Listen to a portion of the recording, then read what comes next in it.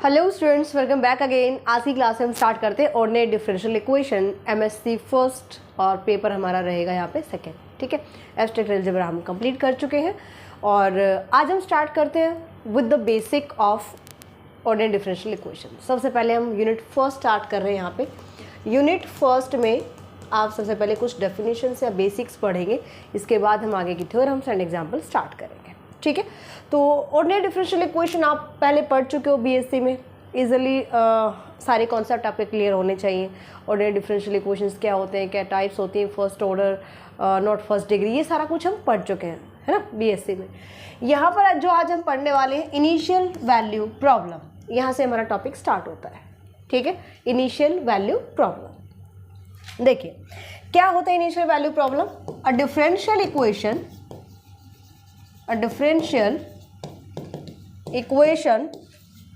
of order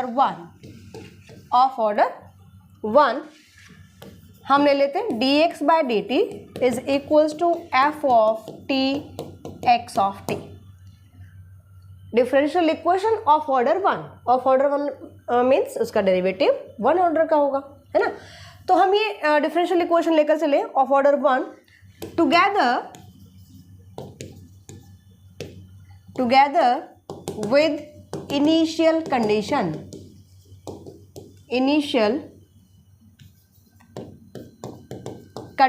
क्या initial condition है भाई, क्योंकि हम क्या पढ़ रहे हैं, इनिशियल वैल्यू प्रॉब्लम। ठीक है, तो हमारे पास ये एक डिफरेंशियल इक्वेशन होगी of order 1 together with initial condition x of tau equals to xi।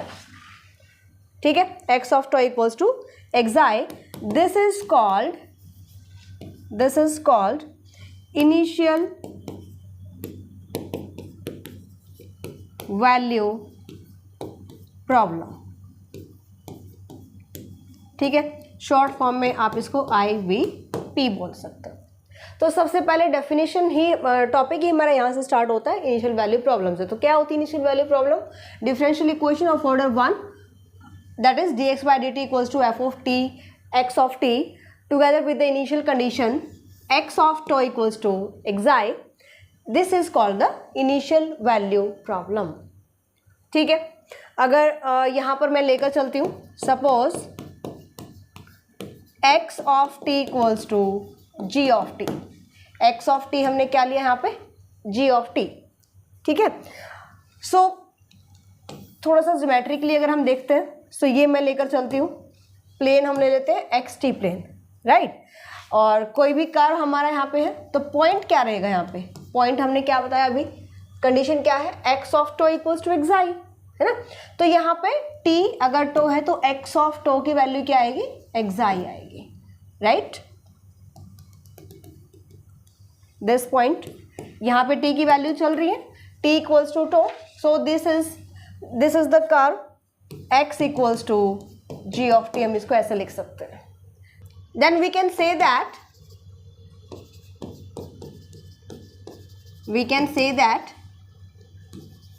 x of t equals to g of t। तो ये क्या रिप्रेजेंट कर रहा है, it represents some curve। ये कर्व को रिप्रेजेंट कर रहा है इन प्लेन। कौन सा प्लेन हमने लिया, इन plane tx where this curve passes through the point। ठीक है, where this curve passes through कौन सा curve, x equals to g of t,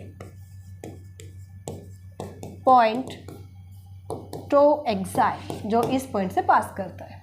ठीक है, तो इनिशियल वैल्यू प्रॉब्लम हमने देखा यहाँ पे क्या होती है, initial value problem this is the differential equation of order 1 with the initial conditions called the initial value problem. ठीक है, एक एग्जाम्पल हम लेकर चलते हैं, इनका इनिशियल वैल्यू प्रॉब्लम का सोल्यूशन कैसे करना है वो भी हम आगे पढ़ेंगे, बट एक बार थोड़ा सा बेसिक हम कर लेते हैं। एक एग्जाम्पल हम लेकर चलते हैं, solve this example dx by dt equals to X square. अगर मैं इस एग्जाम्पल को सॉल्व करती हूँ मतलब मुझे x की वैल्यू चाहिए, राइट। क्या करेंगे, variable separate, dx by X square equals to dt। Okay, इसको आप लिख सकते हो x raised to power minus 2 into dx equals to dt।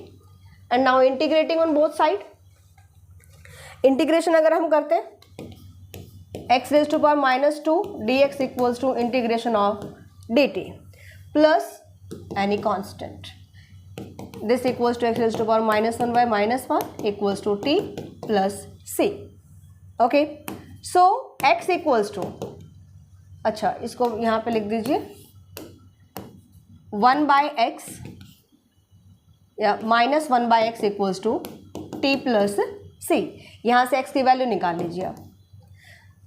x equals to 1 by t plus c, minus negative चल रहा है क्योंकि ये माइनस हमने इधर शिफ्ट कर दिया. ठीक है, अब x की वैल्यू मेरे पास आ गई माइनस 1 बाय टी प्लस सी. ठीक है, अब जो सोल्यूशन आपने निकाला है ये आपको चेक करना पड़ेगा किस पॉइंट पर ये डिफाइन कर रहा है, किस पॉइंट पर डिफाइन नहीं कर रहा. अगर मैं यहाँ पे t की वैल्यू ले लेती हूँ माइनस सी, तो ये डिफाइन ही नहीं करेगा, सोल्यूशन एग्जिस्ट ही नहीं करेगा, है ना. So at minus c value of x is not defined, है ना, ये डिफाइन ही नहीं कर रहा है. At point t equals to minus c को अगर मैं स्किप कर देती हूँ, यानी minus infinity to minus c, ठीक है, और union is minus c to infinity. हमने माइनस सी पॉइंट को निकाल दिया. तो ये जो इस पॉइंट के लिए यानी कि t की वैल्यू जब हमारी लाई कर रही है इस इंटरवल में, तो x की वैल्यू यहाँ पे डिफाइन करती है, यानी हमारा सोल्यूशन एग्जिस्ट करेगा.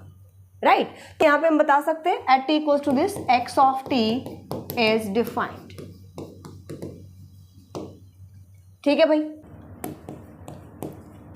dx by dt is equals to f of t x of t. इसको मैं ऐसे लिख सकती हूँ x डैश यानी कि derivative of x with respect to t. x dash किसका फंक्शन चल रहा है, t का चल रहा है, f of t x of t. ठीक है भाई, एंड हम मान लेते हैं ये मेरे पास इनिशियल वैल्यू प्रॉब्लम गिवन है, and solution of this differential equation is x of t equals to g of t where t belongs to I. ठीक है, यानी I इंटरवल में t की वैल्यू डिफाइन कर रही है, तो सोल्यूशन भी हमारा एग्जिस्ट करेगा ना. तो यहाँ पे हमने क्या कहा कि x dash t equals to f of t x of t. इसका सोल्यूशन हमने ले लिया x of t equals to g of t. Solution कैसे निकालोगे, यहाँ पे सोल्यूशन आपने कैसे फाइंड आउट किया, आपने इंटीग्रेशन किया. जैसे हमने ऊपर एग्जांपल लिया, हमने इसका सोल्यूशन कैसे निकाला, हमने बोथ साइड क्या किया, इंटीग्रेशन किया, है ना. बोथ साइड आई मीन इसको वेरिएबल सेपरेट करके फिर हमने क्या किया भाई, इंटीग्रेशन किया था. राइट, तो यहाँ से आपको x, इसका सोल्यूशन क्या मिला था, x equals to f of t या g ऑफ t, जो भी आप लेना चाहें, इसका ये सोल्यूशन आया था. ठीक है, तो इसी तरीके से हम ले लेते हैं कि इसका जो सोल्यूशन आएगा this is x of t equals to g of t, right, where t belongs to I interval.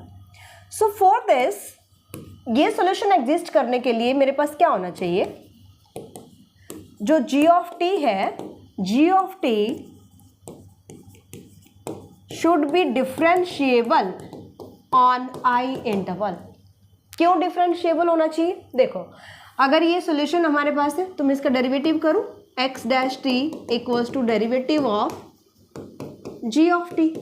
अब जब इसका डिफरेंशिएशन एग्जिस्ट करेगा तभी तो आपके पास ये इक्वेशन आ रही है ना.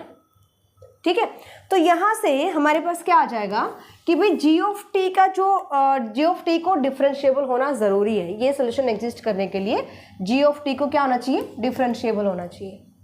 इन छोटी छोटी कंडीशंस को मर्ज करके हम मेन डेफिनेशन तक पहुँचेंगे. ठीक है, चलिए, that means you can say that derivative of g of t with respect to t is equals to f of t x of t. लिख सकते हो ना, क्योंकि ये सोल्यूशन मेरे पास आया है. अगर मैं डिफरेंशिएशन कर दूं both side, x dash t equals to derivative of g of t, और x डैश t की वैल्यू क्या है, x dash t equal f of t x of t के, तो derivative of g of t किसके equal आ जाएगा, f of t x of t. Clear, for all t belongs to interval I. Okay, so f of t x of t is defined when this point, when t g of t is defined and belongs to interval I, belongs to,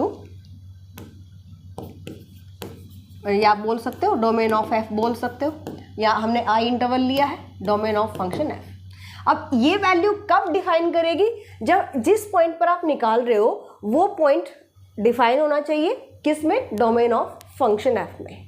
clear, जब इसके domain में define करेगा तभी तो इसकी value भी तो exist करेगी ना। जैसे हमने यहाँ पे बताया कि x equals to minus t पर तो हमारी वैल्यू डिफाइन ही नहीं कर रही है, x इक्वल्स टू इन्फिनिटी आ रहा है, राइट। तो सबसे पहले डोमेन ऑफ x में इसकी वैल्यू क्या होनी चाहिए, डिफाइन करनी चाहिए पॉइंट की वैल्यू। तो हमने यहाँ पे फाइंड आउट किया ये मेरे पास डोमेन है, इसमें आपका सोल्यूशन एग्जिस्ट करेगा। क्लियर, तो सबसे मेन चीज़ यही होती है कि भाई हमारी जो वैल्यू हम लेकर चले हैं उस पर फंक्शन डिफाइन करना चाहिए। तो डोमेन आपको यहाँ पे मिल जाएगी दिस वन, जैसे हमने यहाँ पे डोमेन फाइंड आउट किया। तो यहाँ पे कहने का मतलब क्या है कि भाई ये जो फंक्शन आपके पास वैल्यू है F of t x of T, ये कब डिफाइन करेगी, जब ये पॉइंट डिफाइन करता हो और बिलोंग करता हो डोमेन ऑफ एफ में। ओके, देन इसी बेस्ड पर हम एक डेफिनेशन बता सकते हैं। क्या, next definition, a function phi of t is said to be solution of differential equation this. Phi of t को आप इसका सोल्यूशन कहेंगे, जैसे अभी हमने लिया सोल्यूशन क्या, x of t equals to g of t, उस पर हमने कंडीशंस बताए। तो हम इस इक्वेशन का सोल्यूशन बताएंगे कि फाई ऑफ टी इसका सोल्यूशन होगा if there exist an interval I over which phi of t is defined. Phi of t मेरा डिफाइन करना चाहिए, है ना, and there exist a domain D in t x plane over which f of t x of t is defined, है ना। एक domain में हमारे पास ये फंक्शन क्या करना चाहिए भाई, डिफाइन करना चाहिए, right. Such that first condition क्या कहता है, अभी हमने क्या कहा था कि ये पॉइंट डोमेन ऑफ फंक्शन में बिलोंग करता हो, so this point belongs to D. उन्हीं सारी कंडीशंस को मर्ज करा है हमने यहाँ पे, और कुछ भी नहीं है, ठीक है। अभी जो हमने कंडीशंस यहाँ पे एक्सप्लेन करी थी इससे पीछे, उन्हीं को मर्ज कर दिया हमने। क्या कहा कि भाई इस इक्वेशन का सोल्यूशन है फाई ऑफ टी, ठीक है। क्या सबसे पहले कहता है कि भाई आपके पास एक इंटरवल हो जिसमें फाई ऑफ टी डिफाइन करता हो। Second, and there exist a domain D in t x plane over which this function is defined. इस फंक्शन की वैल्यू डिफाइन करते हो, आपके पास एक डोमेन होना चाहिए, right. Such that t phi of t, किस फंक्शन को डिफाइन कर रहे हो आप डी यहाँ पर डोमेन डी में, तो उसमें ये पॉइंट भी बिलोंग करना चाहिए। अभी हमने यही पढ़ा पीछे, है ना। So first condition is t phi of t belongs to D for all t belongs to I, that is D is the open connected set. Second कहता है फाई डैश टी एग्जिस्ट, यानी कि derivative of phi of t, क्योंकि आप भी हमने कहा पीछे कि अगर सोल्यूशन ले रहे हो x equals to g of t, तो g of t is differentiable, है ना। So phi dash t exist करे एंड कंटिन्यूअस हो on interval I. Clear, I आपने क्या लिया है यहाँ पे, आई हमने एक इंटरवल लिया, वहां पे एक इंटरवल एग्जिस्ट करेगा over which phi of t, यानी कि आपका सोल्यूशन जहाँ पे डिफाइन कर रहा है, राइट। तो जैसे हमने टी की वैल्यू निकाली थी कि टी की वैल्यू इस इंटरवल में टी की इन वैल्यूज पर हमारा एक्स डिफाइन कर रहा है, तो उसी टाइप से मेरे पास एक इंटरवल आ गया यहाँ पे आई इंटरवल, जिसमें फाई ऑफ टी डिफाइन करेगा। इस आई इंटरवल पर फाई डैश टी कॉन्टिन्यूस होना चाहिए, एग्जिस्ट करेगा, और कॉन्टिन्यूस तो ऑलरेडी एग्जिस्ट करेगा। Phi of t satisfies the differential equation, phi of t इस डिफरेंशियल इक्वेशन को सेटिस्फाई करे तभी तो सोल्यूशन होगा ना, राइट। हमने फाई ऑफ टी क्या लिया है, इस डिफरेंशियल इक्वेशन का सोल्यूशन लिया है, तो इसको सेटिस्फाई करेगा ऑब्वियसली, ठीक है। तो क्या आ जाएगा मेरे पास third condition, phi of t satisfies the differential equation d phi by d t equals to f of t phi of t where t belongs to I. Clear भाई। So this is the solution, phi of t solution of this differential equation with these conditions। First second third condition अच्छे से समझ लेना है, याद भी रखना पड़ेगा, ध्यान रखना पड़ेगा आपको, है ना। अब अगर मैं इसके साथ इनिशियल कंडीशन अप्लाई कर दूं तो ये बन जाएगी मेरे पास इनिशियल वैल्यू प्रॉब्लम, ठीक है। हमने ये डेफिनेशन पढ़ी थी। सो ये अगर पूरा समझ में आ गया, इसके आगे हम चलते हैं। So we can say that in case of initial value problem, a function phi of t is said to be solution of initial value problem। कौन सी थी? dx by dt equals to, कैसे बताया था हमने, t x of t with initial condition x of tau equals to xi। यही पढ़ा था, initial value problem होती है। तो इसका सोल्यूशन फाई ऑफ टी यहाँ पे होगा। इसको फर्स्ट इक्वेशन ले लीजिए, इसको सेकंड इक्वेशन ले लीजिए, ठीक है। If there exist an interval I over which phi of t is defined। अभी इससे पहले जो हमने सोल्यूशन पढ़ा वो हमने सोल्यूशन पढ़ा सिर्फ इस इक्वेशन का, है ना। अगर इसके साथ मैंने इनिशियल कंडीशन लगा दिया तो ये बन गया इनिशियल वैल्यू प्रॉब्लम। तो इसका सोल्यूशन हम कैसे डिफाइन कर सकते हैं? फाई ऑफ टी इसका सोल्यूशन होगा। कब होगा? जब एक इंटरवल आपके पास हो आई जिसमें फाई ऑफ टी डिफाइन करता हो and there exist a domain D in t x plane over which f of t x of t defined is defined such that एक डोमेन आना चाहिए जिसमें ये जो हमारी फंक्शन है, फंक्शन की वैल्यू डिफाइन करती हो और इसके साथ ये तीनों कंडीशन सेटिस्फाई करती हो, तीनों कंडीशन सेटिस्फाई करते हो, वो आपके पास रहेगा phi of t, the solution of the initial value problem. Clear this point? तो ये तीनों कंडीशंस हमारे पास सेटिस्फाई करें तो अगर डेफिनेशन आती है आपके पास कि initial value problem, define the solution of initial value problem, तो आपको ये कंडीशंस यहाँ पे नोट डाउन करनी है। ओके, सो मैं यहाँ पे लिख देती हूँ सच दैट फर्स्ट कंडीशन जो अभी मैंने ऊपर यहाँ पे सॉल्व करवाई है या एक्सप्लेन करी है, फर्स्ट सेकेंड थर्ड